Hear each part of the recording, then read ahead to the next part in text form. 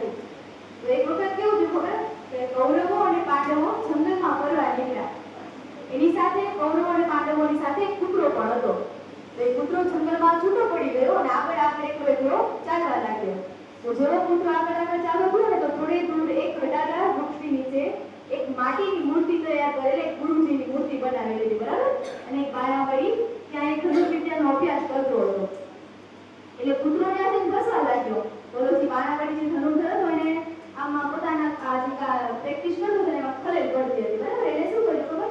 કે કૂતરાના મોઢા પર એવી રીતે બાણ ચલાવ્યા કે કૂતરાના મોઢામાં જરાય લાગે પણ નહીં અને એનું મોઢું પણ બંધ થઈ જાય. કે જ્યાં કૌરવ પાંડવોને સામા મળ્યા તો એને જોયું કે કૂતરાના મોઢા પર તો એવી રીતે બાણ ચલાવેલા છે કે એને લાગ્યું પણ નથી અને એનું મોઢું પણ સિવાય ગયું, એટલે કે બોલી ન શકે.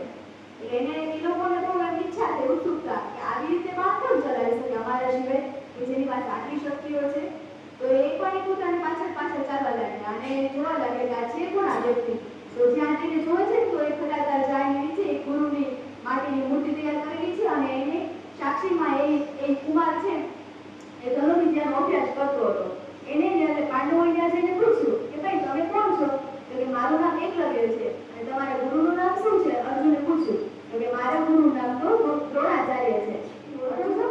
તો ગુરુજી થોડું વિચાર્યું કે હા એકવાર એક વ્યક્તિ એવો તો મને પૂછવા માટે, પરંતુ મેં એને કીધું હતું કે હું છે ને માત્ર ક્ષત્રિય કુમારોને જ અભ્યાસ શીખું છું, બાકી કોઈને નહીં. અને જોયું તો પોતાના ગુરુને સામે જોઈને સર્વપ્રથમ એને પગે લાગ્યો અને આશીર્વાદ માંગ્યા.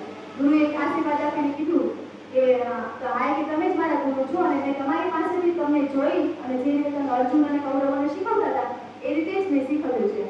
તો ગુરુએ કીધું કે મારે એટલે મારી પાસેથી આટલી વિદ્યા શીખી છે તો તારે મને ગુરુ દક્ષિણા તો આપવી જ પડે. તો એટલે કે કાંઈ વાંધો નહીં, તમે જે પણ આ માગો હું આપવા તૈયાર છું.